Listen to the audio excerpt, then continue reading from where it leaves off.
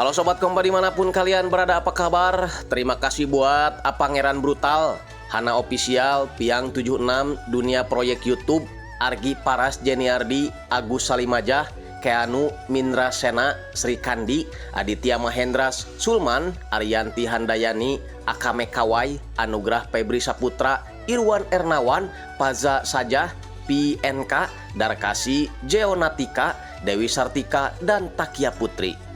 Terus ada Hendy Sulaiman, Rohman Aditya, Deden Hidayat, Cecil, Densiu Suki, Ipung 87, Ocha Pontianak, Bun Ria, Maria Tehe, Aminatun, Hendra Haji, Haikal Sauki, Rahman Pauji, Alwi Muhammad, Diki Dikize, Adinda Dwi, Koko Melon, Adit Alparici, Wahyu AZR, Eka Permatasari, dan terakhir Diana Iskak. Terima kasih juga buat Sobat Kompas semuanya yang selalu hadir nemenin saya. Pokoknya sehat selalu. Dan ini dia The Witch. Salah kata.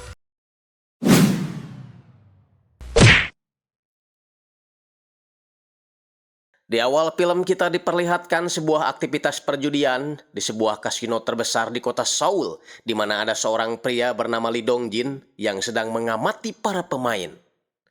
Dia bukanlah anak buah Stephen Chow, melainkan seorang ahli di bidang data mining. Tugasnya adalah mengumpulkan data dan mengolah data tersebut untuk mencari informasi penting.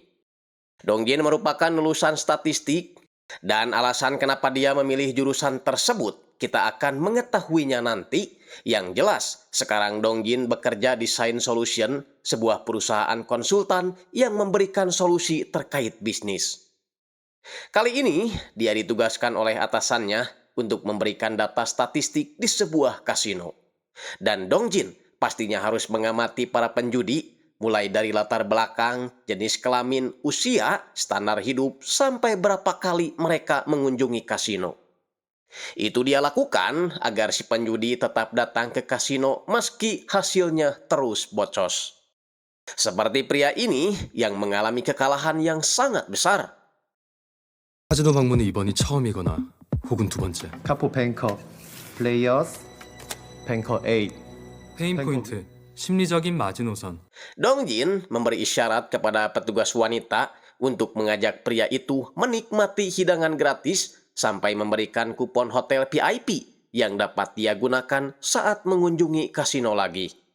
Itu bertujuan saat kerugian tamu mendekati titik maksimal, Dong-jin membantu mereka mengatur ulang pola pikir dengan memberi mereka makan atau pelayanan secara gratis. Hal itu sempat diprotes oleh salah satu pegawai karena tujuan kasino adalah mengumpulkan uang tamu sebanyak mungkin, tak peduli jika mereka harus menjual mobil, rumah, atau ingon-ingonnya, karena menurutnya kasino bukanlah perusahaan sosial. Namun Dong-jin berpendapat daripada membiarkan tamu kehilangan segalanya dan tidak pernah kembali, bukankah membuat mereka tetap datang akan lebih menguntungkan karena akan banyak uang yang akan mengalir ke kasino. Ide itu mendapat dukungan dari rekan kerjanya bernama Jong-woo dari Sign Solution, menganggap itu adalah sebuah ide brilian yang akan menguntungkan dalam segi bisnis, mengajak Dong-jin untuk makan bersama. Tak hanya Jong-woo, pemilik kasino bernama Bah Omod juga merasa puas dengan kinerja Dong-jin dan kapan-kapan ingin mengajaknya makan sambil memperpanjang kontrak kerjasama dengan Sign Solution. 나중에 시간 한번 내주게. Saat mau pulang, Dong-jin sangat terkejut mendapati kaca mobilnya sudah hancur. Segera melapor ke polisi dan dari kamera dashboard terlihat seorang pria dengan penutup di kepala melakukannya dengan sengaja. Karena Dong-jin merasa gak punya musuh, maka si polisi harus mencari cara lain menemukan pria tersebut. Namun tiba-tiba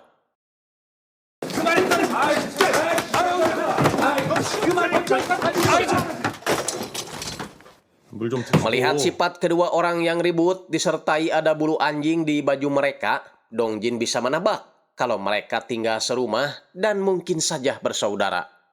Jelas dong, polisi yang menangani kasusnya gak percaya. Namun tiba-tiba seorang ibu datang berkata kalau mereka adalah anaknya yang selalu ribut merebutkan anjing. Membuat si polisi takjub mengakui kehebatan Dongjin dalam menebak, mengira Dongjin adalah seorang dukun. Di tempat lain, diperlihatkan seorang detektif polisi yang telah berhasil menangkap penjahat. Namanya Jung Yuk, sahabat Dongjin semasa kuliah. Jung Yuk sebenarnya ada acara makan bareng bersama Dongjin, tapi karena dia lagi sibuk, jadinya Dongjin harus makan sendirian. 당해보자, 동진아. Gara-gara mobilnya masih di bengkel, Dongjin terpaksa pulang naik kereta. Di dalam kereta, Dongjin melihat seorang pria menyatakan cintanya kepada seorang wanita yang ditaksirnya. 그만하라면 좀 좋아해요. 나에 대해 뭘 알기나 해요? Mendengar nama wanitanya disebutkan, Dongjin sangat terkejut karena wanita itu ternyata benar-benar Park Mi-jung, teman SMA sekaligus cinta pertama Dongjin yang selama ini dia cari-cari.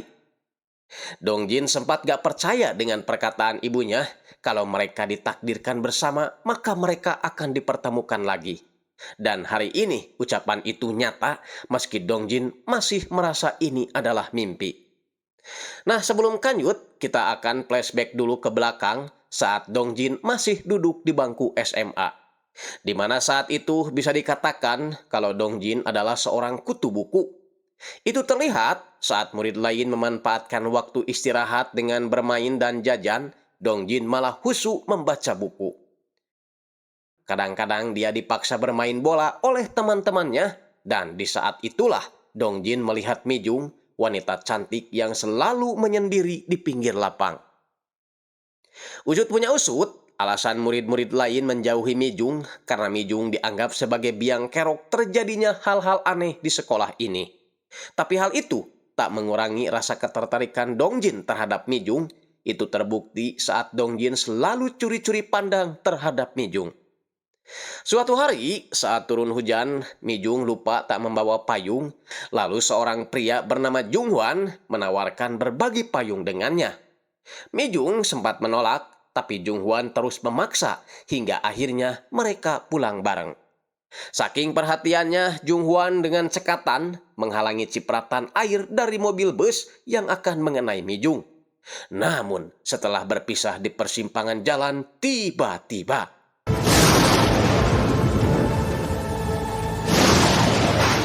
Jung Hwan tersambar petir lalu meninggal. Sejak saat itulah rumor Mi-jung sebagai penyihir semakin menyebar. Jelasnya setiap ada pria yang tertarik dengan Mi-jung, maka kejadian naas akan menghampiri pria tersebut, bahkan diantaranya sampai meninggal. Meskipun sebagian besar murid-murid sekolah menjauhi Mi-jung, tapi ada saja orang-orang yang perhatian kepadanya karena alasan cinta. Termasuk Dongjin yang selalu membela ketika teman-temannya membicarakan Mi-jung. Karena Dongjin harus membuktikannya sendiri apakah Mi-jung ini beneran penyihir atau bukan. 일부만 보고 전체를 판단하는 거. 박미정이라는 애랑 그게 너네는 대학 가서 알았지? Inilah Ibu Dongjin, pemilik warung sembako di desa Utalidir yang sedang menyiapkan bekal buat anaknya setelah pihak sekolah akan mengadakan acara liburan bersama. Tak hanya di sekolah, teman-teman Mi-jung juga tega membiarkan Mi-jung sendirian di acara liburan, dan Dongjin yang hobi dengan fotografer mengabadikan momen itu secara diam-diam. Tak berapa lama mereka semua dibuat panik setelah salah satu siswa dievakuasi karena jatuh dari tebing. Yah, itu adalah Jusong, teman sekelas Mi-jung yang sebelum jatuh, dia sempat mendekati Mi-jung. Di saat orang lain meyakini bahwa ini pasti gara-gara Mi-jung, lain halnya dengan Dongjin yang justru semakin penasaran dan perhatian kepada sosok penyendiri itu. Itu terlihat ketika Dongjin tak tega melihat Mi-jung selalu kepanasan saat makan siang di lapangan. Dongjin pun meminta uang lebih kepada ibunya dengan alasan untuk perbaikan musola sekolah, padahal dia gunakan untuk membelikan kopi, agar Mi-jung tak kepanasan lagi saat makan siang. Dari sini kita bisa tahu bahwa Dongjin memang benar-benar mencintai Mi-jung. Masalahnya, rumor Mi-jung sebagai penyihir semakin menjadi-jadi setelah ada kematian lagi yang menimpa salah satu murid di sekolah itu. Diketahui sebelum meninggal, siswa itu sempat ngobrol dengan Mijung lalu tersengat listrik setelah menyatakan cintanya kepada Mijung sepulang sekolah.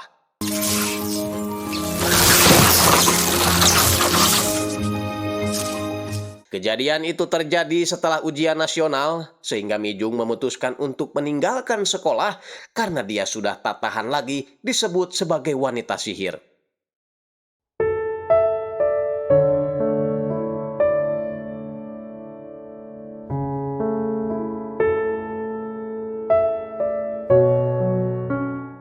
Kembali ke masa sekarang, saat di stasiun pemberhentian, Dongjin terus mengikuti Mijun secara diam-diam.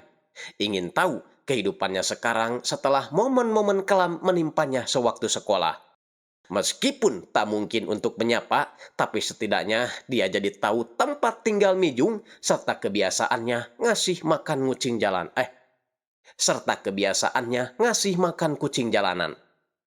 Keesokan harinya, Dongjin melihat berita viral di internet tentang seorang pria yang tiba-tiba mengalami serangan jantung setelah menyatakan cintanya kepada seorang wanita di dalam kereta.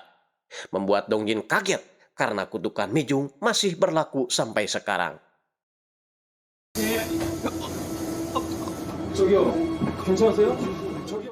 Malamnya, Dongjin menceritakan perasaan serta rencananya kepada sahabatnya Jung Hyuk sambil makan malam. Dan sebagai seorang analisis data, dia yakin akan menemukan jawabannya mengenai kutukan yang dialami oleh Mijung. 무슨 얘기를 하는 거냐 대체? 그 법칙을 알면 Diketahui sekarang Mijung bekerja sebagai penerjemah bahasa Inggris Korea untuk sebuah film, buku, dan yang lainnya. Sehingga dia bisa menghidupi dirinya sendiri sampai sekarang. Mijung sebenarnya ingin sekali hidup normal seperti manusia pada umumnya, tapi dia terlalu takut dengan rumor dirinya yang seorang penyihir. Karena itulah dia selalu menyendiri di kosan paling atas, lalu sesekali keluar untuk mencari udara segar. Nah, ternyata kutukan itu sudah Mijung alami sejak masih SD. Waktu itu Mijung sedang main sapintrong bersama temannya. Kemudian ada anak laki-laki bernama Dohun yang usil mengganggu. Sialnya, saat Dohun mau lari, dia tiba-tiba terjatuh masuk ke lubang perbaikan jalan. Begitupun dengan malam itu, anak laki-laki bernama Hongmo memberi Mijung sebuah bingkisan permen, namun saat mau berjalan pulang, Hongmo tertabrak mobil hingga kakinya patah.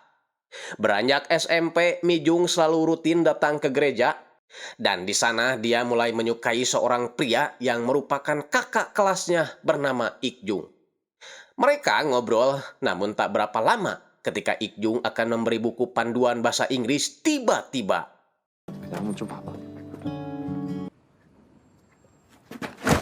Ik-jung pingsan diduga tersengat tawon yang membuatnya seperti habis memakan rinso. Sejak saat itu, Mijung jadi takut menyukai seorang pria karena setiap pria yang menyukainya selalu celaka. Kutukan itu berlanjut ke masa SMA. Para siswa awalnya selalu semangat pergi ke sekolah karena mereka bisa melihat Mijung yang kecantikannya setara dengan Bunda Inul. Namun, salah satu siswi memperingatkan para siswa itu agar tidak mendekati Mijung jika nasib mereka tak mau sia seperti Ik-jung, kakak kelas mereka. Jung-hwan yang baru datang menyuruh mereka berhenti membicarakan Mijung, lagian dia tidak percaya soal tahayul, dan yang paling penting, dia benar-benar mencintai Mijung. Ya, meski di sekolah dia mengalami diskriminasi dari teman-temannya, Mijung tak pernah sekalipun bercerita tentang itu kepada ayahnya. Dia takut ayahnya akan kepikiran, apalagi satu-satunya orang yang dia punya adalah ayahnya, setelah ibunya meninggal saat melahirkannya. 막 공부만 하고 그러지 마라 그런 애들이 생일 축하해. 감사해요, 아빠. 우리 미사이가 더 중요해. 엄마는 날 낳다가 돌아가셨다. Suatu hari di sekolah terjadi keracunan yang memakan korban 12 siswa dari kelas Mijung. Bagi para murid, itu sama sekali gak masuk akal karena keracunan itu hanya menimpa para siswa saja. Lagi-lagi mereka menyalahkan Mijung sebagai pembawa kutukan. Hingga suatu hari ketika turun hujan, Mijung yang tidak membawa payung dihampiri Jung Hwan yang bermaksud berbagi payung dengannya. Namun seketika dia tewas disambar petir seperti kejadian di episode sebelumnya.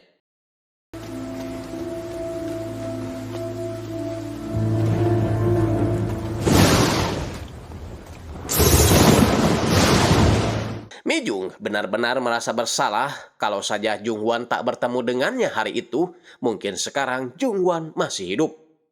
Semenjak kematian Jung Hwan, Mijung mulai jarang bicara dan takut bertemu dengan orang.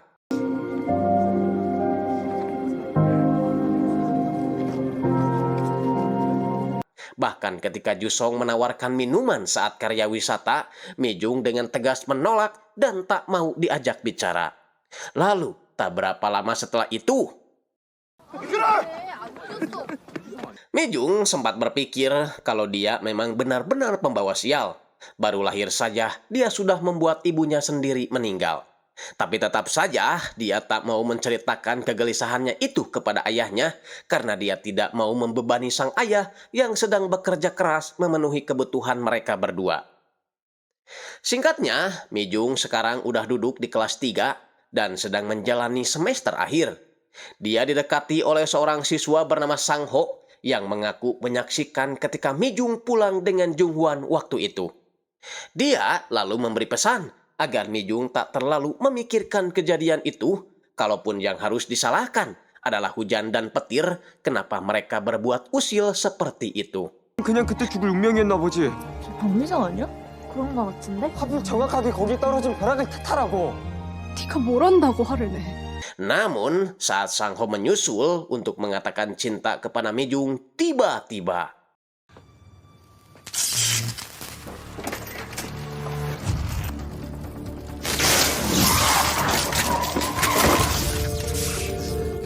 untuk kesekian kalinya cap penyihir disematkan kepada Mijung, membuatnya terpaksa berhenti sekolah dan kursi satu-satunya tempat ia menyendiri ketika istirahat dicoret-coret dengan kata-kata hinaan terhadap Mijung. Ayahnya yang mendapat kabar bahwa Mijung berhenti sekolah meminta penjelasan pada Mijung, tapi Mijung diam saja tak mengeluarkan satu patah kata pun. Alhasil, ayahnya pergi ke sekolah menemui Daen, anak tetangga yang satu kelas dengan Mijung. Dan setelah mendengar penjelasan itu, sang ayah tidak mau mempermasalahkan lagi soal Mijung yang keluar sekolah. Lagian, dia juga tidak percaya dengan rumor tersebut, menganggap kalau semuanya hanya kebetulan semata. Setelah itu, ayah Mijung tak sengaja melihat Dongjin sedang membersihkan coretan di kursi yang biasa diduduki oleh anaknya. Dengan rasa penasaran, ayah Mijung sekali lagi bertanya tentang kebenaran rumor itu. Dongjin menjawab dengan tegas bahwa itu hanya rumor bodoh dan suatu saat dia akan membuktikan ucapannya.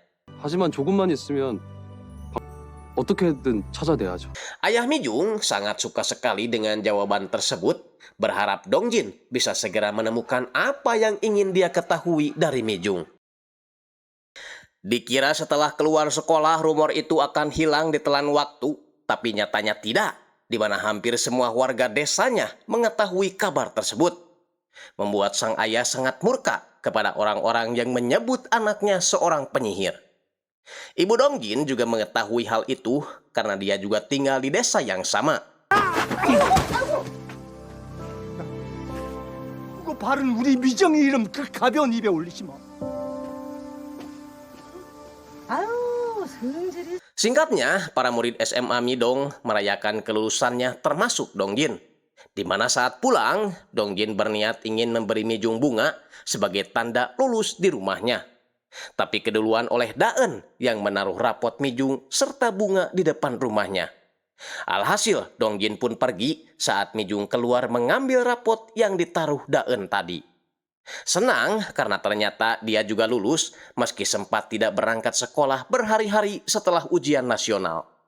Dengan begitu, ayahnya meminta agar Mijung lanjut kuliah, toh dia adalah anak pintar. Tak masalah seandainya nanti mereka harus pindah ke Seoul.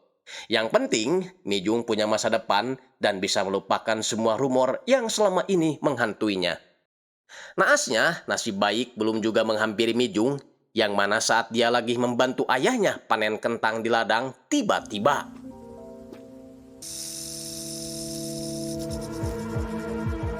아빠! melihat anaknya pingsan gara-gara dipatuk ular, sang ayah rela mempertaruhkan nyawanya dengan cara menghisap bisa ular yang ada di kaki Mijung. Sehingga ketika Mijung sadar dari pingsannya, dia mendapati ayahnya sudah sekarat. Sebelum meninggal, ayahnya berpesan agar Mijung percaya pada dirinya sendiri serta bisa menjalani kehidupan seperti manusia pada umumnya. Seketika air mata pun membasahi pipi Mijung bersamaan dengan para warga desa yang datang untuk menyemayamkan jasad ayahnya. Masalahnya, setelah ayahnya disemayamkan, warga desa ngegibah kalau ayah Mijung meninggal gara-gara kutukan anaknya. Mijung yang udah gak tahan lagi dengan gibahan tetangga terpaksa pindah ke Seoul untuk menjalani kehidupan barunya seorang diri. Di episode selanjutnya diperlihatkan ketika pertama kali Dongjin masuk universitas jurusan statistik. Saat itu, Dongjin disuruh dosennya bernama Jung-sik untuk memperkenalkan diri serta mengatakan alasannya kenapa dia memilih jurusan statistik. Dongjin menjawab bahwa dia ingin menyelesaikan masalah hidup seseorang. Jelas dong, si dosen keheranan dengan alasan yang diutarakan Dongjin. Baru kali ini ada orang masuk kuliah ingin menyelesaikan permasalahan orang lain. Di hari itu pula lah Dongjin bertemu dengan manusia introvert, gak banyak ngomong, sekalinya ngomong bau. Namanya Jung-hyuk yang kelak akan menjadi teman Dongjin. Suatu hari Dongjin yang sedang makan mendengar teman-temannya membicarakan Jung-hyuk yang selalu makan sendiri di sudut kantin. Hal itu mengingatkan Dongjin pada sosok Mijung, segera mengajaknya ngobrol karena Dongjin ingin menjadikan dia temannya. Awalnya Jung-hyuk tak mau merespon niat Dongjin, tapi Dongjin tak mau nyerah gitu aja, memberi makanan lalu mengajaknya makan siang. Membuat Jung-hyuk bingung di saat orang lain menjauhinya, kok anak ini mau berteman dengannya. Dongjin mengaku kalau sikap Jung-hyuk ini mengingatkan dirinya pada seseorang dan dia tidak mau mengulangi kesalahan yang sama. Akhirnya, Jung-hyuk pun luluh mau jadi teman Dongjin meski mereka masih malu-malu. 무슨 알바를 그렇게 많이 하는 거지? 명수 대타 띄워준 거. 아, Di akhir semester, Jung-hyuk tak sengaja melihat laporan Dongjin tentang penyangkalan keberadaan penyihir. Tapi berhubung dia mah orangnya cuek, jadi biasa aja tanpa menanyakan apapun. Saat liburan akhir tahun, Dongjin memilih untuk pulang ke kampung halaman. Tentu saja sang ibu sangat senang dan membuat banyak makanan untuk Dongjin. Mulai dari ulu kutek sampai semur jengkol semuanya dikeluarin. Dongjin menceritakan semua kehidupannya selama di Seoul, punya teman baru, mendapat nilai yang besar hingga dia mendapatkan beasiswa. Nyatanya, tujuan Dongjin pulang kampung semata-mata bukan hanya menemui sang ibu, tapi juga ingin memberikan laporannya kepada Mijung bahwa rumor itu memang salah. Ibunya bercerita kalau beberapa bulan lalu seorang pria bernama Hyun-kyu diserang babi hutan sehabis dia menghibur Mijung karena bapaknya meninggal. Semenjak kejadian itu, ibunya jadi yakin bahwa Mijung benar-benar seorang penyihir. 엄마까지 진짜 왜 그래? 그 말을 믿어? 그게 말이 돼? Dongjin tak mau tahu. Pokoknya sekarang dia ingin bertemu Mijung, tapi terlambat. Karena beberapa waktu lalu, warga desa memutuskan untuk mengusir Mijung karena dinilai sebagai biang keladi berbagai macam kejadian di desa ini.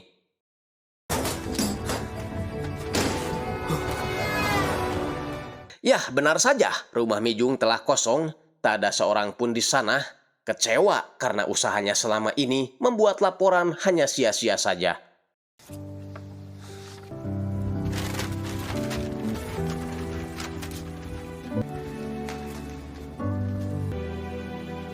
그때 나는 Balik ke kampus, Dongjin disuruh Profesor Huang untuk meneruskan penelitiannya terkait penyihir. Menurutnya, Dongjin sudah salah dari awal karena dia hanya mencari bukti-bukti dari kesimpulannya bahwa penyihir itu tidak ada, tanpa mengobservasi secara menyeluruh. Untuk itu, Profesor Huang meminta Dongjin untuk memverifikasi pertanyaan-pertanyaan dari dirinya, mulai dari tingkat kecelakaan tiap daerah, umur yang mengalami kecelakaan, hingga faktor cuaca. Faktanya, semua insiden itu banyak terjadi di SMA Midong dan desa tempat Mijung tinggal. Artinya, satu-satunya faktor umum dalam kecelakaan itu adalah Mijung sebagai penyihir. Membuat Dongjin jadi pesimis, lalu menangis di bawah guyuran hujan. Untungnya, Junghyuk ada di sana, memayungi Dongjin sambil mendengar curhatannya. 내가 틀렸어. 도저히 방법을 못 찾겠어, 주영아. Waktu pun berlalu, kali ini Dongjin menginjak masa-masa akhir semester. Junghyuk juga belajar keras mengikuti ujian PNS agar nantinya keterima jadi polisi. Selang beberapa bulan kemudian, Pak Huang memperkenalkan Dongjin dengan Junho, orang yang sedang mencari-cari mahasiswa berbakat. Dan sejak saat itulah, Junghyuk diterima jadi polisi dan Dongjin bekerja di Science Solution. Sibuknya pekerjaan masing-masing membuat kedua sahabat ini akhirnya jarang ketemu. Sampai suatu ketika, Dongjin dapat kabar yang kurang mengenakan, ibunya dirawat di rumah sakit Seoul akibat kanker. Alhasil, hampir setiap hari Dongjin bolak-balik ke rumah sakit agar ibunya tak merasa kesepian. Ibunya menyuruh Dongjin agar menjual semua aset yang ada di desa, dan Dongjin langsung menurutinya dengan mendatangi sebuah agen properti. Anjir, warisan cair. Dongjin menawarkan tanah, ladang, serta MCK milik ibunya, kecuali rumah, agar dia masih punya kenang-kenangan ketika pulang ke desa nanti. Namun, dari sini Dongjin baru tahu kalau ternyata rumah Mijung dibeli oleh ibunya. Dongjin yang penasaran kembali ke rumah sakit menanyakan alasannya. Ibunya bercerita dulu dirinya sangat takut ketika menemukan foto-foto Mijung di kamar Dongjin. Takut kalau Dongjin mencintainya. Karena berdasarkan rumor yang beredar, Mijung adalah seorang wanita kutukan. Karena takut Dongjin celaka gara-gara mencintainya, si ibu langsung menyarankan warga desa untuk mengusir Mijung. Di waktu itu juga, sebenarnya ibunya menyesal melakukan itu, terlebih saat melihat wajah Mijung yang pikarunyaeun atau kasihan lah. Makanya dia bersedia mengantar Mijung ke terminal, tak lupa membeli rumahnya agar suatu saat Mijung bisa kembali ke desa sebagai permintaan maafnya. 감사합니다. 아는 사람이나 친척 없어요. 죄송해요. Ibunya juga mengetahui usaha keras Dongjin untuk membuktikan bahwa Mijung bukanlah seorang penyihir dari berkas penelitian yang tertinggal di rumah Mijung. Ibunya yakin suatu saat Dongjin pasti akan bertemu lagi dengan Mijung. Dan dia ingin Dongjin menyampaikan permintaan maafnya. 엄마 대신 미안하다고 꼭 좀 전해줄래? Tak lama setelah itu, ibunya meninggal. Beruntung di momen tersedih yang dialami Dongjin, ia ditemani sahabatnya Junghyuk yang selalu ada di sisinya. Di saat mereka mencari foto untuk pemakaman sang ibu, Dongjin tersadar walaupun ia suka fotografi, namun ia tak pernah sekalipun memfoto ibunya saat sendirian. Alhasil, Dongjin menggunakan foto saat ia lulus SMA yang telah diedit.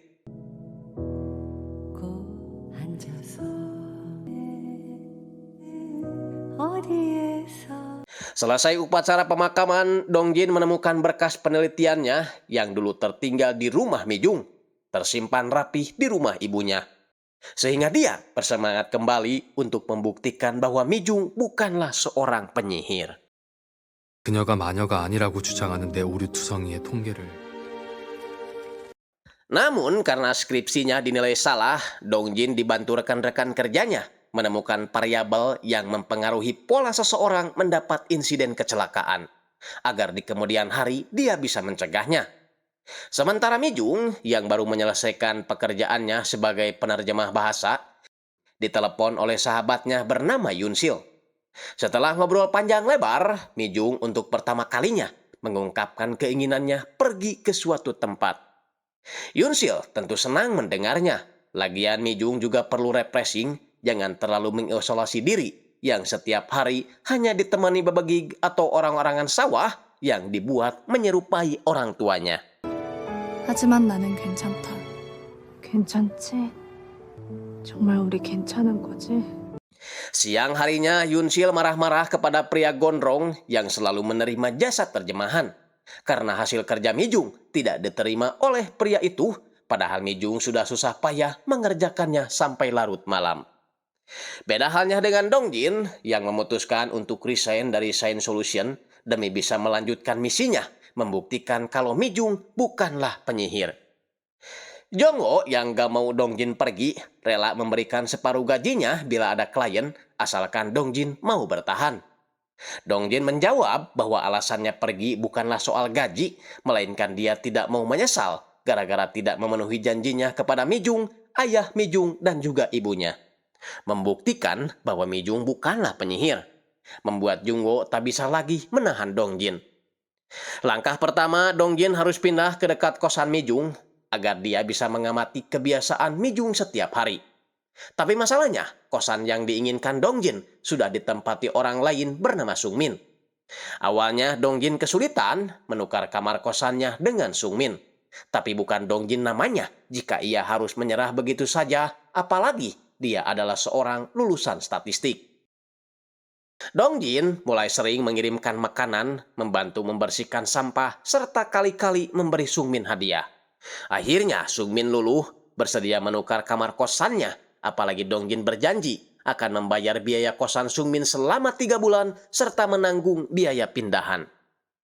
Misi pun dimulai hari itu juga. Dongjin pergi ke kosan Mijung, tapi dia melihat Yunsil yang kelihatannya mengajak Mijung untuk makan bareng. Sambil melihat tanaman yang ditanam di atas balkon kosannya, Mijung berterima kasih karena berkat Yunsil dia bisa mendapat pekerjaan sebagai penerjemah dan dokumenter perjalanan. Malamnya, saat Dongjin makan, dia dapat kabar dari pihak kepolisian tentang orang yang dicurigai merusak mobilnya. Pak Kyung-soo yang menangani kasus itu mencurigai seorang pria bernama Jungho. Jungho adalah seorang pemilik pabrik ranginang yang pernah mengajukan pinjaman ke Bank Miun. Namun, karena Bank Miun itu bekerja sama dengan Shine Solution untuk menganalisis calon peminjam, Shine Solution khususnya Dongjin menyarankan Bank Miun itu agar tidak memberi pinjaman kepada pabrik ranginang milik Jungho. Akibatnya, pabrik Jungho bangkrut, lalu melampiaskan kekesalannya dengan cara merusak mobil Dongjin. Karena kasihan mendengar kronologi ceritanya, Dongjin pun langsung mencabut gugatannya. Dan benar saja, baru saja Dongjin tiba di parkiran kosannya, tiba-tiba Dongjin sama sekali gak melakukan perlawanan sebagai bentuk permintaan maafnya. Sungmin yang melihat itu langsung melerai, lalu berniat melaporkan Jungho ke polisi. Hanya saja Dongjin melarangnya, membuat Jungho sadar kalau yang dilakukannya sudah melewati batas. Dongjin kemudian membawa Jungho ke tempat makan. Di sana Jungho menceritakan penderitaannya semenjak pabriknya bangkrut. Rumah tangganya jadi berantakan dan dia sempat berpikir untuk mengakhiri hidupnya sendiri. Membuat Dongjin iba dan berpikir bahwa dia harus melakukan sesuatu buat Jungho. Beralih ke Junghyuk yang sedang menangani kasus seorang wanita muda bernama Yun-a yang selalu diteror oleh seseorang. Oleh sebab itu, Junghyuk memberi saran agar sementara Yun-a tinggal di rumah orang tuanya. Junghyuk juga memberikan smartwatch kepada Yun-a yang bisa Yun-a gunakan jika mengalami situasi bahaya dan petugas yang ditunjuk akan segera menolong. Malamnya beres ngantor, Junghyuk keluar bersama rekan kerjanya bernama Hyun-woo. Di sana sudah ada Dongjin yang menunggu mereka untuk makan malam bersama. Namun belum juga sampai di warteg, Junghyuk tiba-tiba mendapat sinyal bahaya dari Yun-a. Alhasil, Junghyuk segera pergi ke lokasi meninggalkan Dongjin sendirian.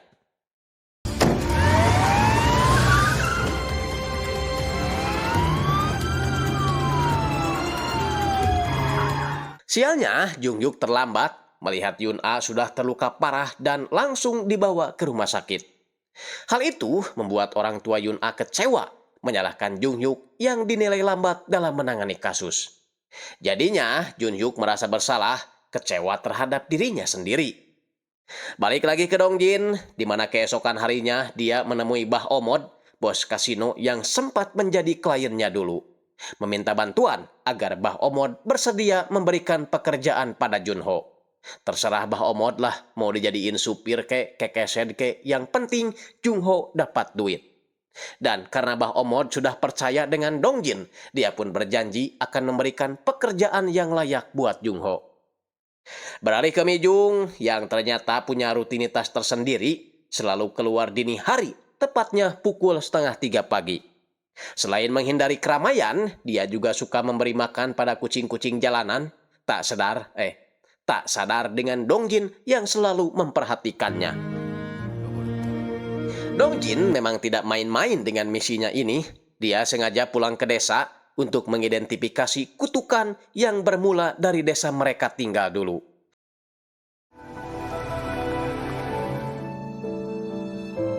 Nah, setelah itu, Dongjin menemui salah satu temannya di toko bunga, memintanya agar mengumpulkan teman-teman yang lain, termasuk Daen, teman dekat Mijung dari kecil. Agar dia bisa mendapat cerita tentang Mijung dari banyak versi, kemudian nantinya akan dia gabungkan menjadi satu kesimpulan. Dongjin lalu mendatangi Hyunkyu, seorang pelatih karate anak, karena menurut informasi dari kepala desa, korban terakhir dari Mijung adalah dirinya. Jadi dulu, Hyunkyu mengunjungi rumah Mijung, berniat menghiburnya setelah ayahnya meninggal.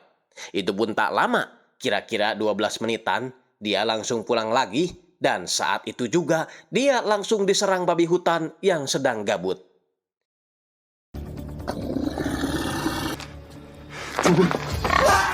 Sebagai ahli statistik dan analisa, Dongjin menyimpulkan bahwa Hyunkyu menyukai Mijung meski tak sempat mengungkapkannya. Lalu diserang babi hutan setelah bicara selama lebih dari 10 menit. 성명 최영규, 박미정을 짝사랑했지만 고백하지 못함. 같은 동네 오빠. Keesokan harinya, Dongjin bertemu dengan teman-teman sekolahnya dulu, termasuk Daen juga ada di sana. Dongjin menegaskan bahwa niat dari pertemuan ini bukanlah untuk bereuni, melainkan membahas tentang Mijung. 야, 얼마 만에 듣는 그 박미정 걔 그 박상 어쩌고 했더네. Dongjin berkata bahwa belum lama ini dia bertemu dengan Mijung di kereta bawah tanah. Sebenarnya dia berharap Mijung menjalani kehidupan bahagia setelah lama gak ketemu. Tapi faktanya Mijung masih seperti orang yang dikutuk, hidup bersembunyi menghindari keramaian. Artinya Mijung masih menderita sampai saat ini. Untuk itu Dongjin meminta bantuan mereka agar bersedia memberikan informasi apapun mengenai Mijung, khususnya orang-orang yang diduga menjadi korban Mijung waktu itu. Di luar dugaan, mereka dengan senang hati siap membantu dan mulai memberikan keterangan-keterangan seingat mereka. Membuat Dongjin sangat senang dan sangat mengapresiasi tindakan teman-temannya itu. Dongjin yakin semua kecelakaan yang terjadi di sekitar Mijung pasti memiliki pola. Dan Dongjin ingin menemukan pola itu agar dirinya bisa memprediksi serta mencegah kecelakaan yang ditimbulkan oleh Mijung.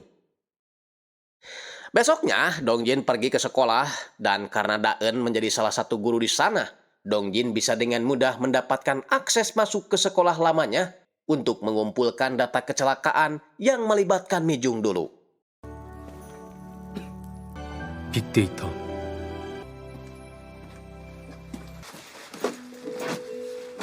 Lalu berhasil mendapatkan nama-nama serta latar belakang siswa yang menjadi korban kutukan Mijung.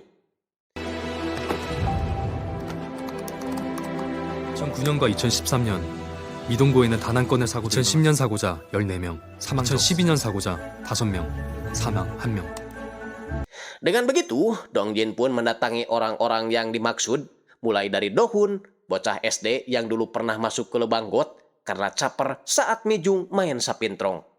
Ada juga si Hongmo yang ketabrak beca setelah dia memberi permen dan berbicara lebih dari 10 menit tapi tidak mengungkapkan cintanya. Lanjut, Dongjin pergi ke pertambangan menemui si Jusung yang kakinya patah akibat jatuh dari tebing setelah memberi minuman kepada Mijung saat karya wisata sekolah, meski belum menyatakan cintanya. Secara terus-menerus, Dongjin menggali informasi dari orang-orang yang selamat dari kutukan Mijung, di mana semuanya hampir sama, yaitu tak berani mengungkapkan perasaan cintanya. 글쎄, 찐게 박미정 좋아했던 타이밍인지는 잘 모르겠네. Setelah mengumpulkan informasi dari berbagai narasumber, Dongjin menemukan pola yang sama antara ruang, waktu, percakapan, dan tek-tek bengek hingga mengerucutlah pada 5 hipotesis. Pertama, akan celaka jika berada di ruangan yang sama. Kedua, jangan melakukan percakapan. Ketiga, tidak boleh berkenalan. Keempat, tidak boleh mengakui perasaan. Dan yang terakhir, jika melanggar semuanya, maka akan menyebabkan kematian. 위의 법칙을 모두 어길 시에는 죽을 수도 있다. Intinya, kelima hipotesis tadi akan berakibat buruk jika didasari karena suka. Makanya, tak ada korban perempuan, karena mana mungkin perempuan suka sama perempuan, kecuali perempuannya digeledug.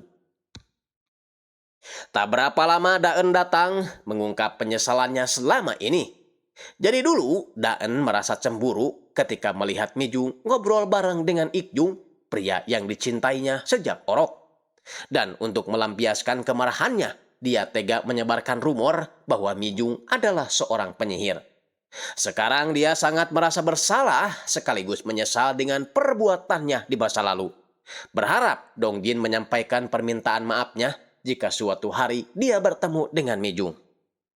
Daen juga baru ingat kalau dulu Mijung meneruskan kuliahnya ke universitas dan jurusan yang sama dengan Ikjung. Sehingga besoknya Dongjin langsung menemui Ikjung sebagai pengacara, menanyakan tentang insiden saat dia disengat tawon. Masalahnya, Ikjung mengaku sudah lupa dengan kejadian tersebut.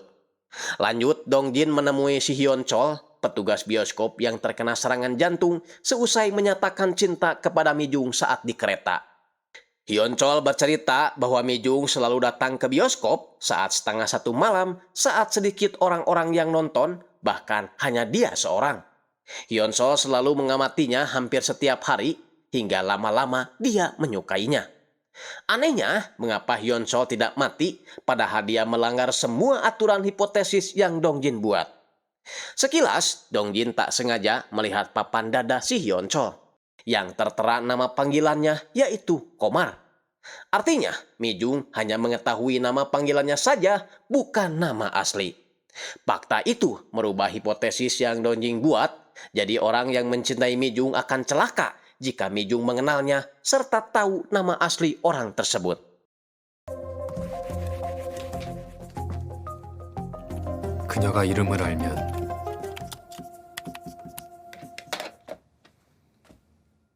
Malamnya, Dongjin coba membuktikan hipotesisnya yang pertama akan celaka jika berada di ruangan yang sama.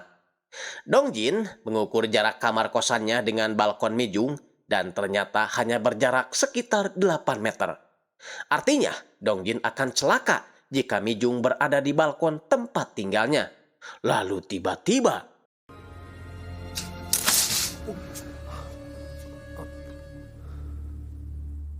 Mijung langsung pergi keluar, beruntung Dongjin cepat sembunyi sehingga ia tidak ketahuan.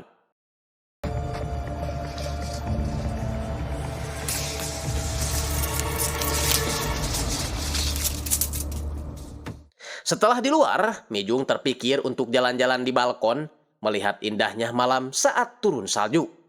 Dongjin pun melihat Mijung dengan penuh cinta, tanpa dia sadari Mijung mendekat dalam jarak kurang dari 10 meter. Sehingga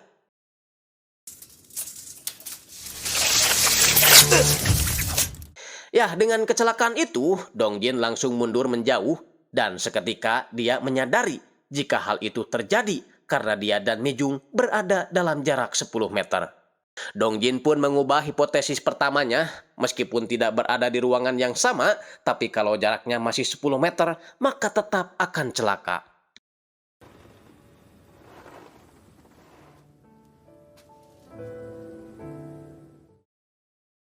Masuk ke episode genep, diceritakan Mijung yang sedang berkebun di balkon kosannya didatangi ibu kos dengan ramah.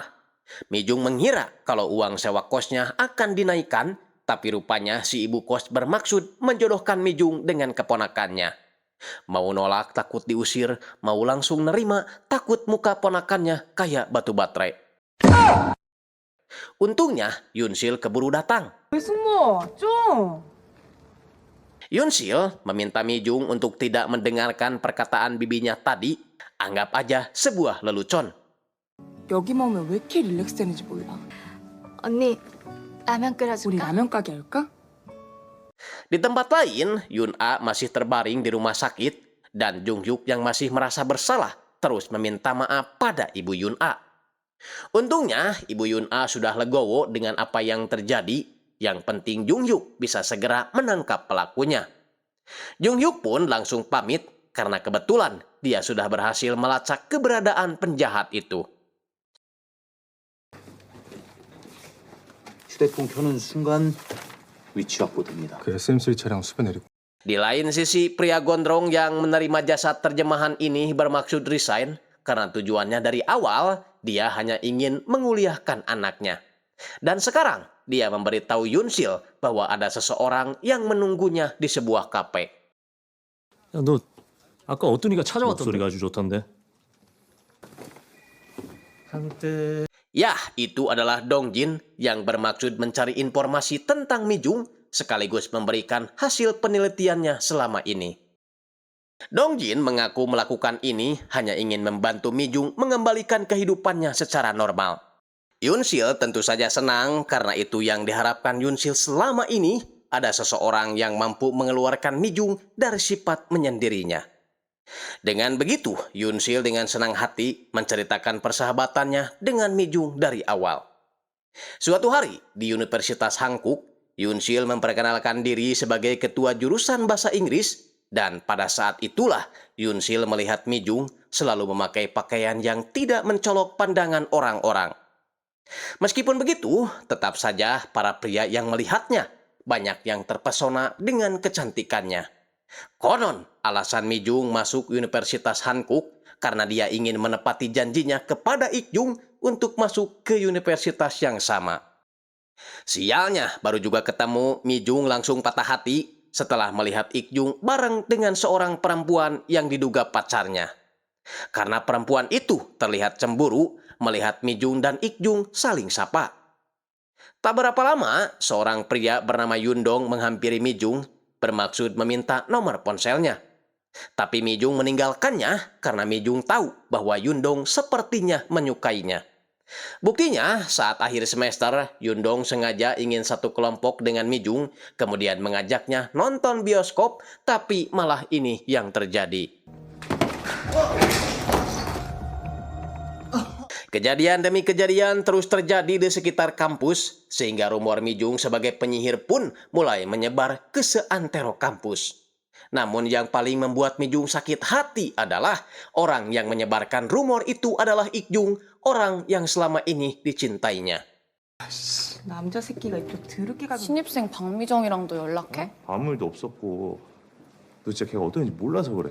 걔랑 만나거나 걔를 좋아하면 다치거나 죽어.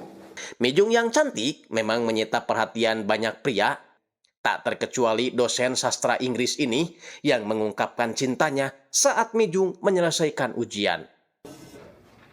미정아, Mijung pun langsung bergegas keluar menelepon ambulans karena dia tahu apa yang akan terjadi selanjutnya. Pihak rumah sakit tentu gak percaya karena kecelakaannya juga belum terjadi. Dan saat Mijung dihampiri Yunsil, si dosen terus memperhatikannya dari atas, lalu setelah itu.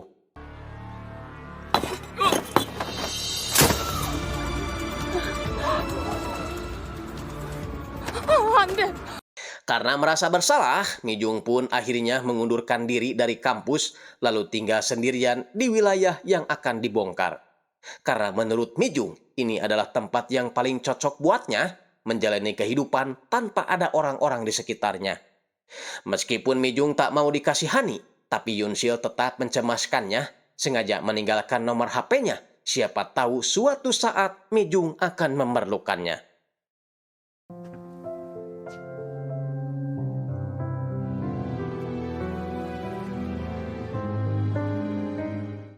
Beberapa bulan kemudian, Mijung menelepon Yunsil meminta bantuan karena tempat tinggalnya dimasuki perampok.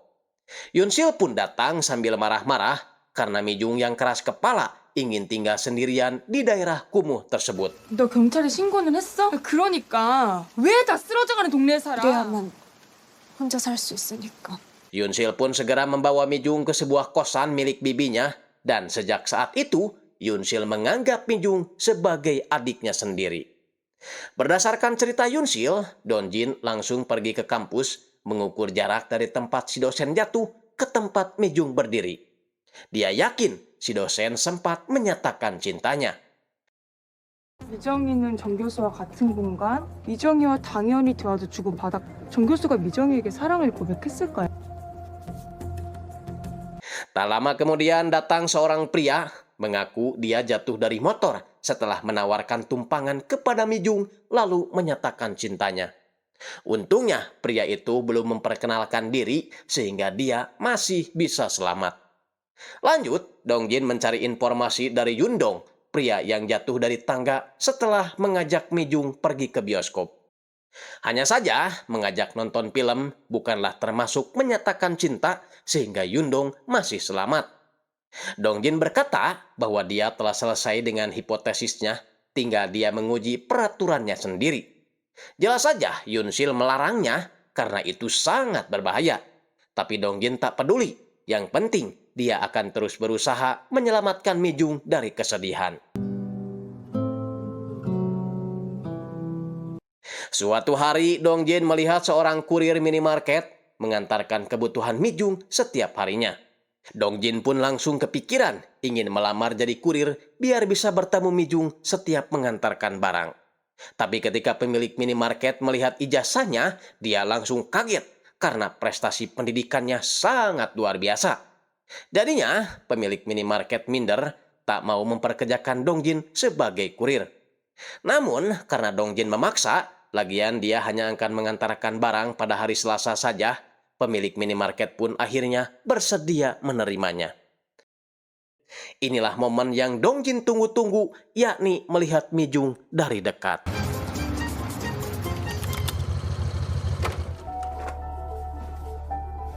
(10분을) 넘지 않도록 한다.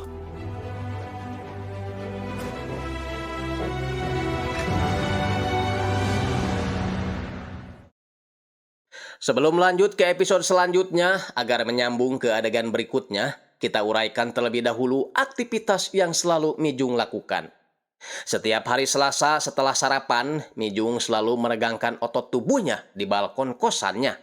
Kemudian saat jam 1 siang, barulah Mijung mengerjakan pekerjaannya sebagai penerjemah bahasa. Ketika Mijung mulai merasa capek, dia selalu istirahat sambil membaca buku ditemani dengan segelas kopi. Lanjut, makan mie golosor atau bahan siap saji lainnya. Dia kembali bekerja setelah adzan maghrib, lalu berhenti ketika waktu menunjukkan tengah malam. Pukul 2:30 subuh, saat jalanan kosong, dia pergi untuk memberi makan kucing liar, itu pun kalau produser si Yunsil tidak datang bertamu. Dan sebulan sekali, Mijung selalu menyempatkan diri naik sembarang bus sampai ke halte terakhir. Setelah itu, dia balik lagi. Anggap saja itu adalah perjalanan kecil yang dia ambil untuk menghilangkan rasa jenuh dalam keputusannya bersembunyi dari dunia. Bahkan, untuk memenuhi kebutuhan sehari-harinya, Mijung selalu belanja lewat online.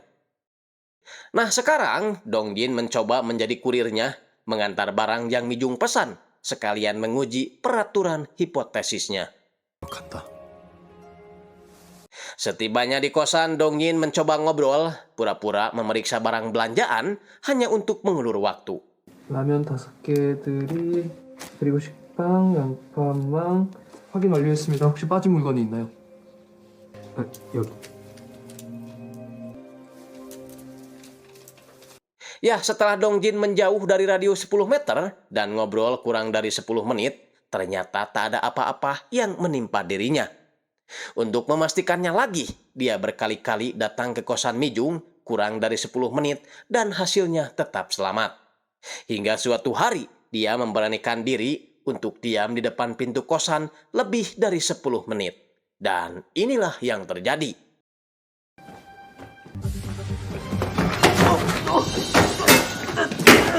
Beruntung, sebelumnya Dongjin memakai helm anti badai sehingga hanya kakinya saja yang bengkak.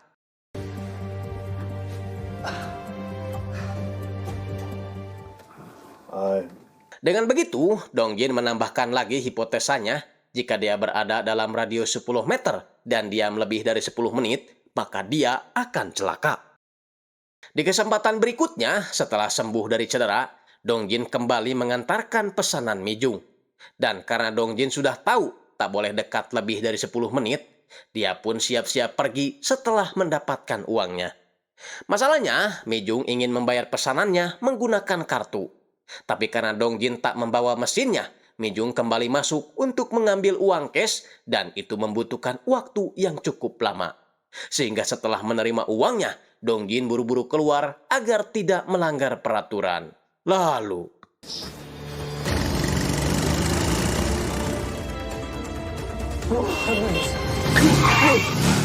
wajar kalau Dongjin selamat karena dia berhasil menjauh dan diam kurang dari 10 menit. Namun tiba-tiba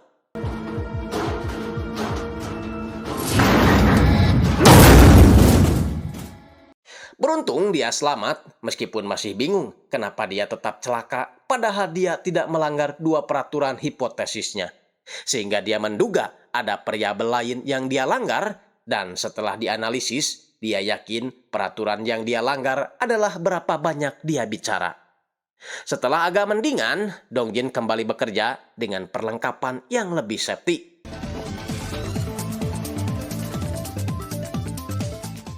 Walaupun yang punya toko menyuruh Dongjin agar istirahat dulu, lagian dia belum sembuh benar dan tokonya juga kebetulan lagi sepi. Tapi Dongjin menolaknya, memberi saran agar makanan segar sebaiknya disimpan sejajar dengan pandangan pembeli, bukan di rak bawah. Apalagi pelanggan minimarket ini kebanyakan anak ABG yang suka diingatkan barang yang sering mereka beli. Itu lebih membantu daripada mereka memberikan perhatian yang berlebihan. Jelas dong bosnya kaget kenapa Dongjin bisa mengetahui hal sedetail itu. Sehingga Dongjin jujur kalau sebelumnya dia adalah konsultan toko tos serba yang ada di seberang sana. Jadinya yang punya minimarket minder, seharusnya Dongjin dipakai sebagai konsultan, bukan kurir yang bayarannya gak seberapa. Dongjin sih gak mempermasalahkannya. Dapat pesanan dari Mijung aja, dia mah udah alhamdulillah banget. Dan doanya langsung dikabul karena Mijung minta barangnya segera diantar. Alhasil, Dongjin pun segera berangkat ke sana, lalu mulai menghitung berapa kali dia melakukan percakapan dengan Mijung. Setelah 9 kali mengeluarkan percakapan, Dongjin langsung keluar untuk menghindari banyak perbincangan. Tapi 손 다치셨어요? dengan begitu, Dongjin melakukan 10 kali percakapan, tapi Dongjin tidak mempedulikannya karena rasa takutnya jadi hilang saat melihat senyum Mijung. Meskipun begitu, Dongjin harus tetap waspada, melihat-lihat keadaan sekitar, dan setelah semuanya aman, dia pun langsung pergi. Tapi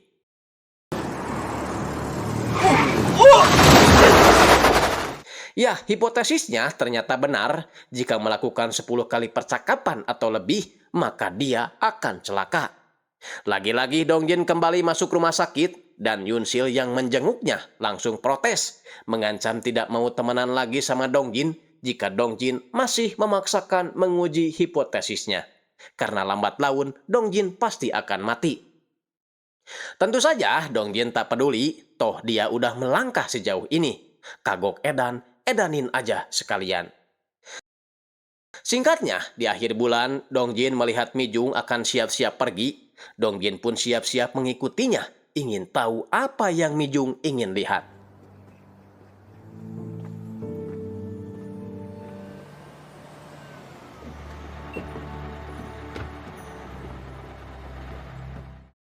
Dongjin sengaja duduk di kursi paling belakang, menjaga jarak agar tidak kurang dari 10 meter.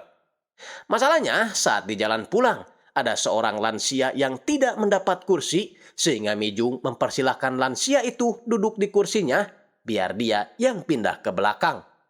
Dengan begitu, jarak antara Dongjin dan Mijung hanya sekitar kurang lebih 5 meter. Dongjin berusaha tenang, berniat akan turun di perhentian berikutnya sebelum 10 menit. Sialnya, kemacetan terjadi di atas jembatan Sungai Han, ditambah lagi turun hujan, lalu di samping ada mobil pick-up membawa besi-besi tajam yang siap membunuhnya. Membuat Dongjin tambah gugup. Mau tidak mau Dongjin harus keluar menjauh dari Mijung karena waktunya sudah lebih dari 10 menit. Dongjin terpaksa keluar lewat jendela dan yang lebih sialnya lagi, topi yang dipakai tiba-tiba tertiup angin sehingga 이동진? ya Dongjin tak menyangka ternyata Mijung tahu namanya. Sehingga dia sadar kalau dirinya sudah banyak melanggar peraturan hipotesisnya. Tak ada cara lagi selain dia harus melompat ke Sungai Han, toh belum pernah ada dalam datanya korban Mijung meninggal di dalam air. Jadi, daripada tersambar petir, lebih baik tenggelam dalam air. Yakin kalau orang-orang di sekitar tak akan tinggal diam jika melihat orang yang tenggelam. 낙내가 칠 때 물가는 난 통계를 믿는다. 근데 이동진 그러지 마.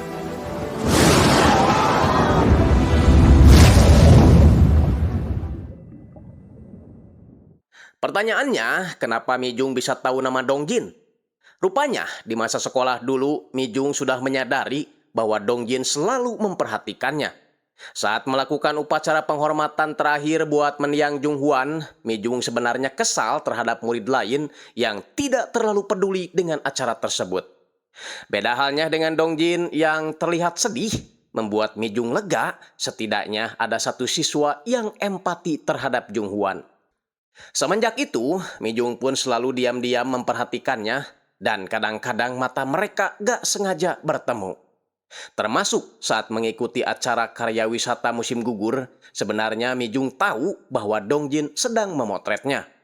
Pandangan mereka lagi-lagi bertemu meski gak jelas karena waktu itu jarak mereka sangat jauh. Mijung juga sangat senang melihat tempat duduknya sudah terpasang kanopi. Dia baru tahu kalau itu adalah sumbangan dari ibu Dongjin, makanya dia selalu ingat dengan nama itu. 이동진.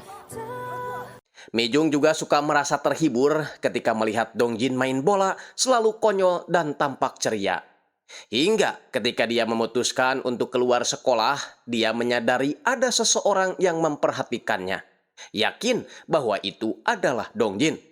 Termasuk saat hari kelulusan tiba, sebenarnya Mijung melihat Dongjin dan ia mengira kalau album tahunan siswa itu Dongjin yang berikan. Yang mana dia langsung melihat wajah Dongjin dari buku album itu, orang yang selalu memperhatikan Mijung setiap saat. Hingga sekarang, Mijung dapat melihat wajah itu lagi setelah lebih dari 10 tahun lalu. Singkatnya, Dongjin berhasil diselamatkan oleh tim SAR, kemudian dibawa ke rumah sakit. 네. 네, 허은씨 PD님? 괜찮으시면 지금 바로 병원으로 와주시죠. Sementara itu, Mijung yang penasaran dengan keadaan Dongjin langsung mencari berita di internet dan Mijung merasa bersyukur karena menurut kabar Dongjin masih bisa diselamatkan.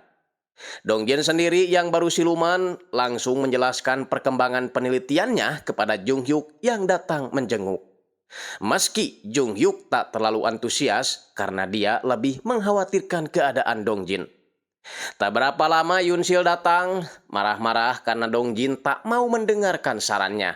Bukan apa-apa sih, kalau Dongjin mati maka akan membuat Mijung merasa bersalah. Junghyuk yang sedari tadi dianggap magicom langsung pamit keluar meninggalkan mereka berdua. Kesempatan itu dimanfaatkan Dongjin untuk memberitahu Yunsil bahwa dia membutuhkan variabel terakhir untuk membuktikan hipotesisnya. Ya, dia tahu kalau orang yang mencintai Mijung pasti akan celaka. Tapi bagaimana dengan orang yang dicintai Mijung? Apakah orang tersebut akan celaka juga? Alhasil, besoknya Yunsil mengajak Mijung pergi dengan alasan untuk mencari udara segar, padahal untuk menjalankan permintaan Dongjin, menanyakan apakah Mijung pernah mencintai seseorang atau tidak.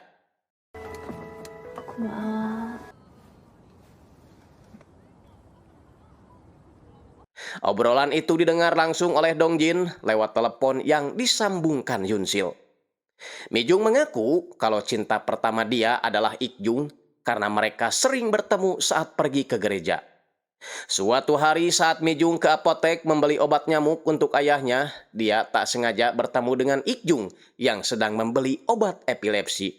Ik-jung terlihat panik, padahal Mi-jung tak mempermasalahkan soal itu.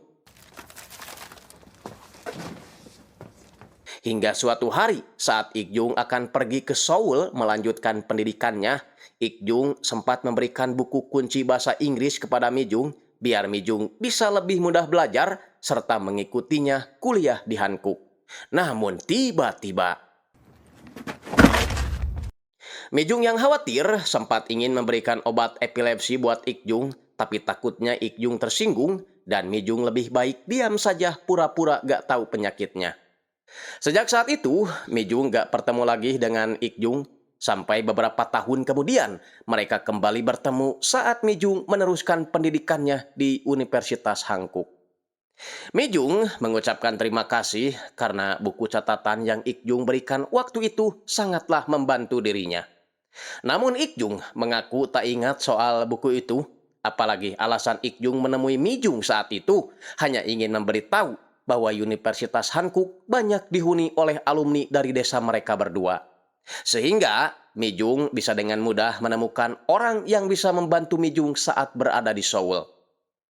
Jujur, dia tak bisa dekat-dekat atau berhubungan lagi dengan Mi-jung karena dia sudah menemukan wanita lain. Semenjak saat itu, Mi-jung terpaksa mengubur cintanya kepada Ik-jung. Lanjut, Yunsil kemudian menanyakan hal yang berhubungan dengan hipotesis Dongjin, seperti berapa luas ukuran gereja itu, berapa lama mereka bersama, berapa banyak obrolan, termasuk apakah Ik-jung pernah menanyakan cinta Mi-jung kepadanya. Karena Dongjin merasa aneh kenapa Ik-jung tidak tewas, padahal dia melanggar semua hipotesisnya. 근데 그건 또 왜? 한 10마디 더 돼? 익종, 네가 그 이름 익종이가 너한테 고백했어? 그런 거나 마찬가지. Dengan begitu, Dongjin segera menemui Ik-jung bertujuan untuk menanyakan tentang insiden waktu itu. Ik-jung menjelaskan bahwa saat itu ia tidak disengat tawon, tapi ia mengalami kejang akibat epilepsinya kambuh. Dan Mi-jung lah yang mengatakan Ik-jung tersengat tawon karena dia takut orang-orang tahu jika dia mengidap epilepsi. 내가 그렇게 부탁한 것도 아니고. 그런데 왜 박미정 때문에 일어난 일처럼 그렇습니까? Jelas dong Dongjin marah karena Ik-jung diam saja saat Mi-jung menyembunyikan rahasianya dari orang lain. Sehingga orang-orang mengira kalau insiden itu terjadi akibat Mi-jung yang seorang penyihir. Artinya, Ik-jung rela mengorbankan Mi-jung untuk menutupi penyakitnya. Dan koploknya lagi, Ik-jung tega menyebarkan rumor itu agar pacarnya tidak merasa cemburu lagi. Dongjin benar-benar dibuat bingung kenapa waktu itu Ik-jung tidak mati, padahal jelas-jelas Ik-jung menyatakan cinta yang dia tulis dalam buku yang dia berikan untuk Mi-jung. Sehingga Dongjin merasa ini tidak adil, kenapa hanya Ik-jung yang menjadi pengecualian sementara yang lain termasuk dirinya harus mengalami insiden kecelakaan walau hanya dekat dengan Mi-jung. Apalagi Ik-jung menjelaskan bahwa saat itu ia memang benar-benar menyukai Mi-jung. Akhirnya, Dongjin tersadar dengan variabel terakhir itu, yaitu hanya orang yang dicintai Mi-jung lah yang bisa melanggar hipotesisnya. Untuk itu, Dongjin tidak akan lagi mencari cara supaya selamat jika dekat dengan Mi-jung, tapi bagaimana caranya agar Mi-jung mencintainya. 여기서 멈춘다면 나 역시 그녀를 힘들게 하는 스토커일 뿐이다. Tapi sebelumnya, Dongjin harus melatih fisiknya terlebih dahulu. Takutnya ada sebuah insiden terjadi ketika dia menyatakan cintanya.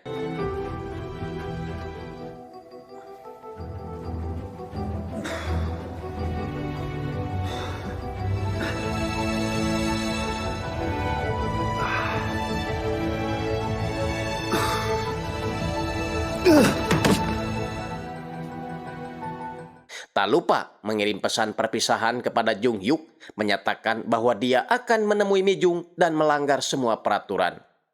Dia juga mengirim pesan kepada Yoon Sil, berterima kasih atas semua bantuannya, berharap Yoon Sil akan tetap menjaga Mi Jung apapun yang terjadi.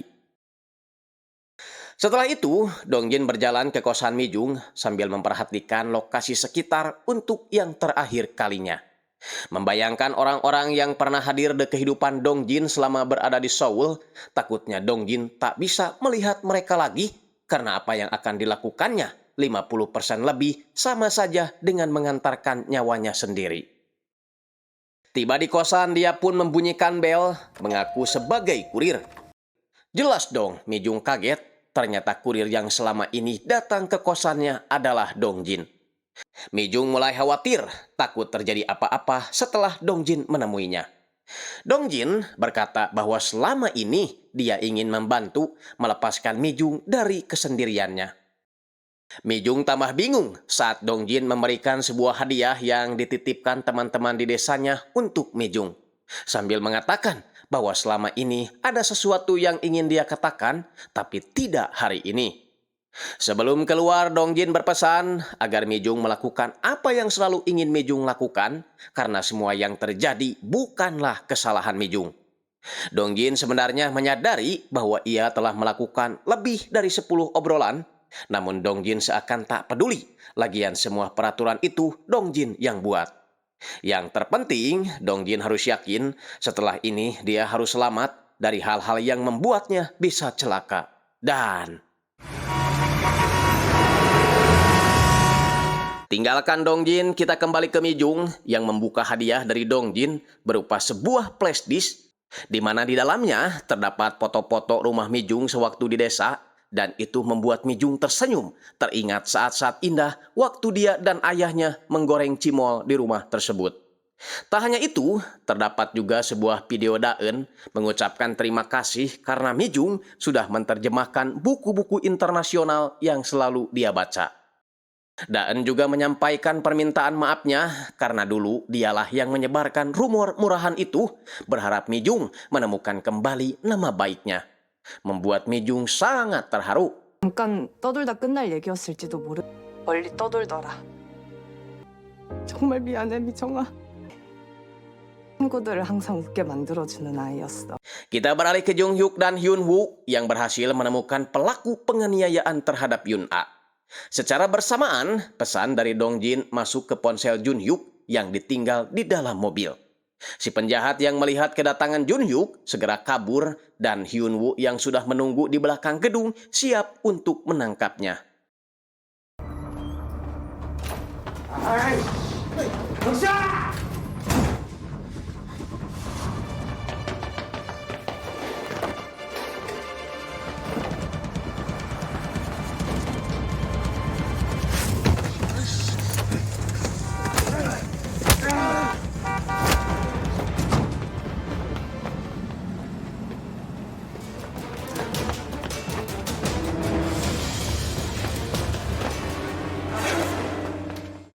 Karena si penjahat sudah kelelahan, akhirnya Hyun Woo bisa menangkapnya. Masalahnya, si penjahat menikam kaki Hyun Woo dengan serpihan botol hingga si pelaku dapat melarikan diri, namun Jung Hyuk yang seperti kesetanan tak bisa menahan emosinya lagi sehingga dia menghajar si pelaku sampai babak belur. Akibat apa yang dilakukannya itu, Jung Hyuk terancam akan diskors, mutasi, atau bahkan diturunin jabatannya jadi hansip. Karena dianggap telah menyalahgunakan wewenang dan penyerangan terhadap seseorang. 우린 그냥 최선을 다할 뿐이지. 어떻게든 마무리 잘해보자. Apapun itu, Ibu Yun A sangat berterima kasih sebab dengan tertangkapnya orang yang selalu meneror Yun A, hidup anaknya akan menjadi tenang. 2 minggu kemudian, Jung Hyuk tiba-tiba didatangi Yoon Sil, memberitahu kalau selama 2 minggu ini dia tidak mendapat kabar dari Dong Jin. Seketika, Jung Hyuk teringat saat dia menangkap penjahat, dia menerima pesan dari Dong Jin, tapi ketika dihubungi, teleponnya gak diangkat-angkat. Jung Hyuk pun mulai mencari informasi, menemui teman kerjanya dulu, yaitu Jung Wo. Jung Wo mengaku tidak mengetahui keberadaan Dong Jin karena saat akan resign, Dong Jin hanya berkata kalau dia akan melanjutkan penelitiannya dan tak mau menyesal di kemudian hari. Jung Hyuk kemudian pergi mencari Dong Jin ke kosannya, di mana si ibu kos langsung ketakutan disangka Dong Jin melakukan bunuh diri di dalam kamarnya. Apalagi saat pertama kali datang, Dong Jin langsung ingin tukar kamar dengan si pelayan toko. Jung Hyuk pun langsung menemui si pelayan toko yang tidak lain adalah Sung Min, tapi dia juga tidak tahu alasannya kenapa Dong Jin ingin tukar kamar dengannya. Sung Min juga mengaku tidak terlalu akrab dengan Dong Jin karena Dong Jin hanya keluar pada hari Selasa untuk menjadi kurir di sebuah minimarket. Lanjut, Jung Hyuk menemui pemilik minimarket, siapa tahu dia dapat informasi. Pemilik minimarket mengira kalau Dong Jin orangnya suka berkelahi karena setiap minggunya Dong Jin selalu punya cedera baru dan hal itu membuat Jung Hyuk sangat kebingungan. Jung Hyuk lalu menemui bos kasino yaitu Bah Omod. Bah Omod berkata bahwa dia sudah lama gak ketemu sama Dong Jin. Menurutnya Jung Hyuk gak perlu khawatir karena Dong Jin adalah tipe orang yang bisa menyelamatkan orang lain apalagi dirinya sendiri.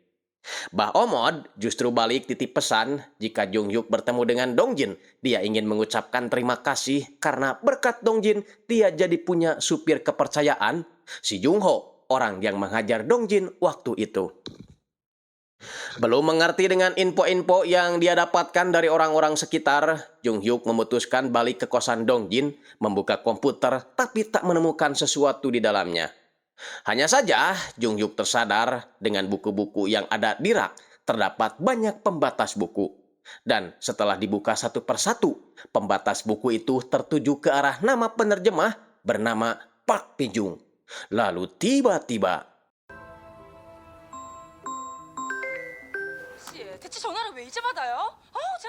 ya, Dong Jin sengaja meninggalkan ponsel di kosannya agar tidak ada yang dapat menghubunginya. Dengan begitu, Jung Hyuk pun langsung menemui Yoon Sil, menanyakan soal Park Mi-jung, nama yang sengaja Dong Jin tandai di buku itu. Mau tidak mau, Yoon Sil pun terpaksa jujur, menceritakan awal mula dia bertemu dengan Dong Jin, termasuk perihal penelitiannya, serta alasan ngekos di lantai paling atas, yaitu agar dapat melihat keseharian Mi-jung. Jung Hyuk juga baru nyadar kalau jendela ini menggunakan kaca satu arah. Artinya, Dong Jin dapat melihat Mi-jung, tapi tidak dengan Mi-jung. Jung Hyuk pun coba mematikan lampu kamar, membuat Yoon Sil ketakutan, dikira mau dilentud, padahal Jung Hyuk ingin melihat sesuatu. Dan benar saja, di kaca itu terdapat sebuah tulisan, Shine on you, artinya menyinarimu. Jung Hyuk pun mencoba memasukkan kalimat itu menjadi username ke blognya Dong Jin, tapi masalahnya mereka berdua tidak tahu kata sandinya. Hingga akhirnya Jung Hyuk memasukkan nomor induk mahasiswa Dong Jin yang pernah Jung Hyuk temukan saat dia membaca skripsi Dong Jin tentang penyangkalan penyihir ketika mereka kuliah dulu. Dan benar saja blognya terbuka berisi catatan Dong Jin yang sedang menguji hipotesisnya dari awal sampai akhir.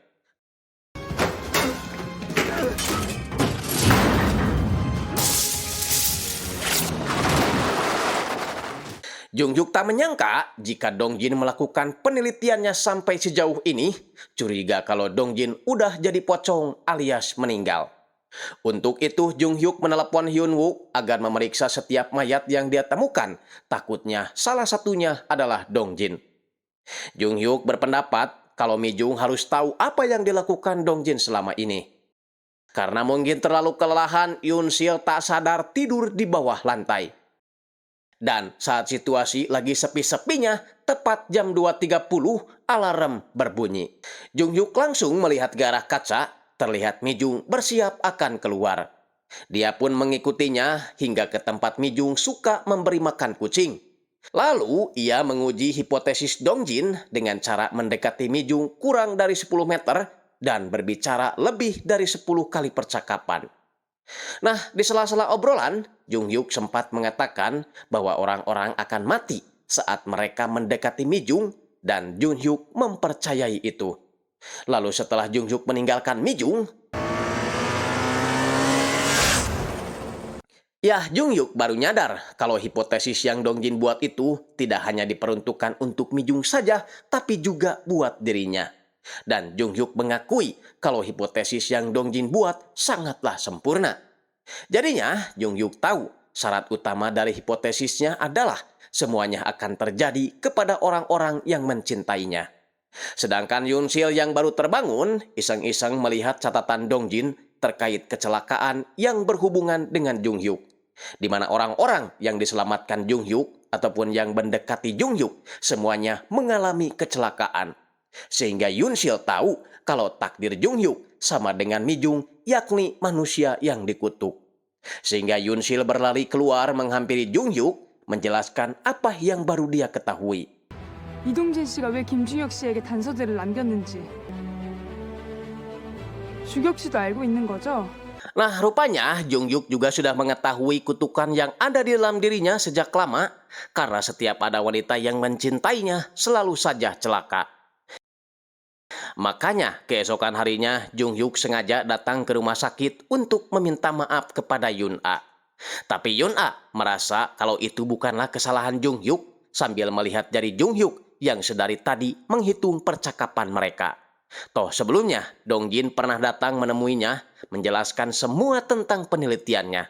Lagi pula Yoon A juga tidak memenuhi syarat hipotesis Dong Jin, yaitu mencintai Jung Hyuk. Jadinya Jung Hyuk lega, kemudian pergi menemui Mi Jung, memberikan laporan penyangkalan keberadaan penyihir milik Dong Jin saat kuliah dulu, belum sempat diberikan karena waktu itu Mi Jung keburu pindah ke Seoul. Mi Jung yang membacanya langsung tertegun dengan usaha Dong Jin selama ini. Hanya saja Jung Hyuk mengaku tidak tahu di mana sekarang Dong Jin berada, karena pesan terakhir yang dia baca kalau Dong Jin akan menemui Mi Jung. Mi Jung pun menceritakan kedatangan Dong Jin malam itu, katanya ingin menyampaikan sesuatu tapi tidak di malam itu. Mungkin hilangnya Dong Jin ada hubungannya dengan dirinya. Jung Hyuk kemudian membawa Mi Jung ke kamar kosan Dong Jin, dan Mi Jung lagi-lagi dibuat terperangah karena dari jendela itu dia bisa melihat tempat tinggalnya sendiri dengan jelas. Jung Hyuk menjelaskan kalau semua yang dilakukan Dong Jin ini adalah bagian dari eksperimen untuk mengungkap peraturan. Jung Hyuk yang tahu kalau Mi Jung belum ngerti, langsung membuka blog Dong Jin, menyuruh Mi Jung untuk menyelidikinya sendiri. Faktanya tidak penting bagi Dong Jin meski Mi Jung adalah seorang penyihir, karena tujuan Dong Jin hanya ingin mencari cara untuk mencintai Mi Jung. Sekarang giliran Mi Jung untuk mencari variabel terakhir, karena yang dapat menemukan itu adalah Mi Jung sendiri.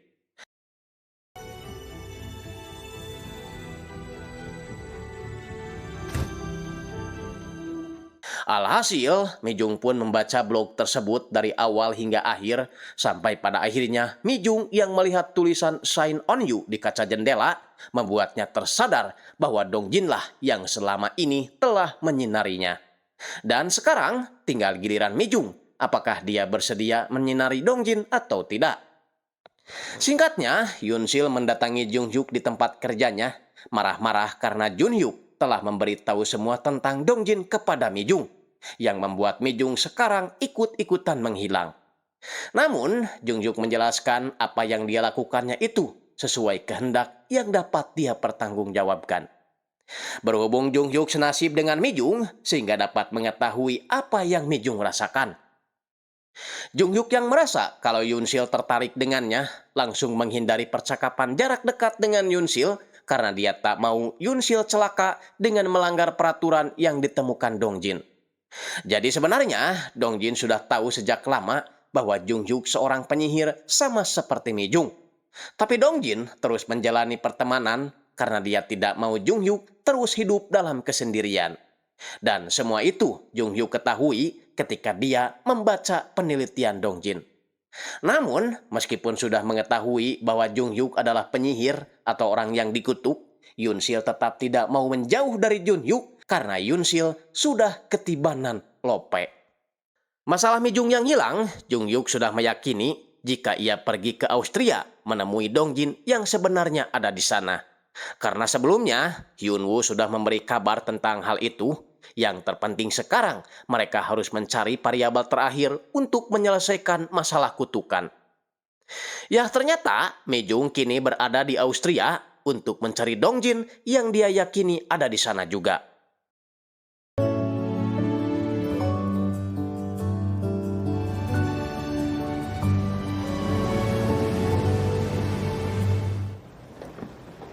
Sementara Jung Hyuk masih membahas tentang Dong Jin yang telah mempertaruhkan segalanya pada variabel terakhir yang dia temukan, berharap Mi Jung akan membalas cintanya. Dong Jin sendiri akhirnya menghampiri Mi Jung yang sedang duduk melihat danau. Tak takut duduk di sebelah Mi Jung dengan radius kurang dari 10 meter. Dia juga berbincang sampai lebih dari 10 percakapan hingga tak terasa 10 menit pun sudah berlalu. Dan tanpa rasa takut, dia mengucapkan sange. 사랑해.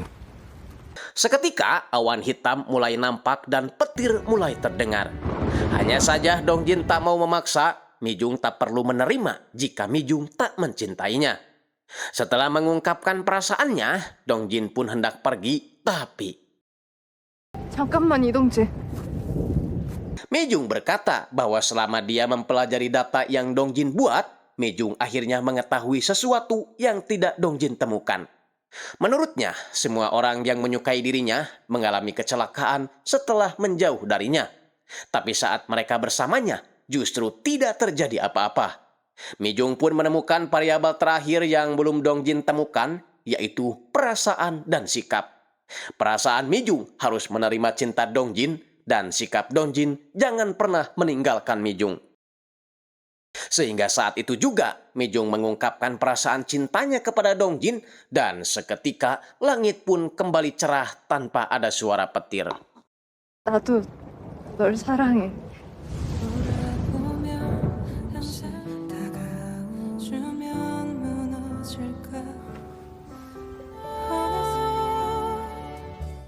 Kembali ke Jung Hyuk saat dia keluar dari bis, ternyata Yoon Sil sudah menunggunya dari tadi. Jung Hyuk yang tak mau Yoon Sil celaka masih menjaga jarak dengannya selama variabel terakhir belum ditemukan.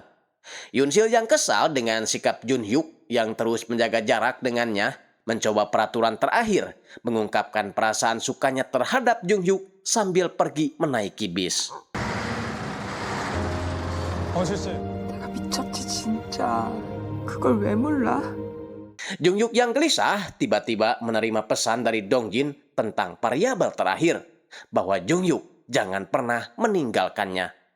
Seketika, Jung Hyuk berlari mengejar bis tersebut sekaligus menelepon Yoon Sil agar segera turun dari bis.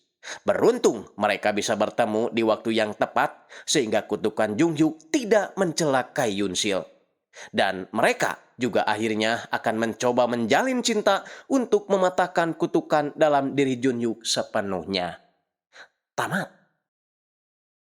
Ya, drama ini mengajarkan kita bahwa untuk memiliki cinta sejati itu butuh pengorbanan dan perjuangan dari kedua belah pihak. Sekian dari saya. Wassalamualaikum warahmatullahi wabarakatuh.